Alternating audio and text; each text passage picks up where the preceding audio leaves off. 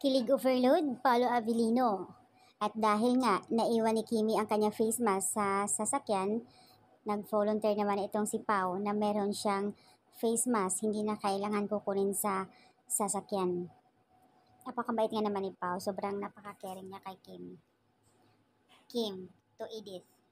Yung face mask ko po pala nasa car. Paolo, to Edith. Wag na po ate. Binuksan ni Pao yung bag niya at binigay kay Kimi.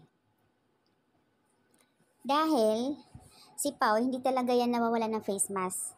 Kahit saang event pupuntahan, lalo na sa probinsya, laging may face mask itong si Pao.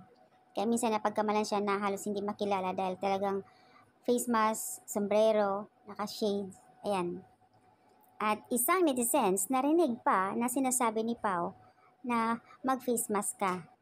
Kaya naman, naisipan ni Kim na kukunin yung face mask sa sasakyan na akala ni Pao meron siya sa bag. Dahil mismo inutusan ni Pao mismo. Si Pao daw mismo nagsabi na mag-face mask kasi nga syempre para iwas sa mga Napaka-caring, masasabi ko lang talaga, napaka-caring ni Pao. Believe na talaga ako kay Paolo, maalaga kay Kimi. Sana kayo na talaga forever. Good job Paolo, always ready to support sa kanyang partner na si Kimi. Keep it up, Paolo. Ang sweet, di ba? Napaka-sweet talaga. Hindi lang dahil lang sa face mask yan. Maraming mga bagay na gustong gawin ni Pao kay Kimi. About naman, para naman din sa kumbaga kaligtasan or yung pagiging protective ni Pao kay Kimi. Lalo ayaw makitaan ng cleavage, ayaw makitaan ng ganito, ganyan-ganyan. Yung mga bagay na ganyan na sobrang caring mo, overprotective ka sa partner mo, love team. Masasabi mo talaga na may karapatan ka na, may relasyon na yan. Kaya yung iba nagsasabi na kailangan aminin, hindi na kailangan umamin. Kitang-kita naman natin sa kanilang mga galawan na talagang may something ng dalawa. Kilig overload. Ayon sa comment dito, Kim Pao fans, Paolo Avellino and Kim Cho, and other leading men.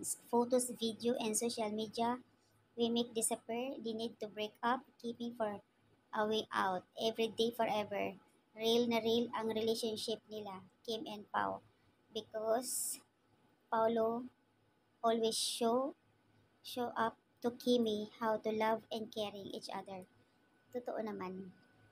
So, I hope every day is happy and I hope forever na ang relasyon nyo, Kimberly Sue Yap. And forevermore, officially real relationship. Ang galing ng comment niya. So, ayan ang update guys. Dito tayo sa update ng face mask ng Kim Pao na napaka-sweet ni Pao kay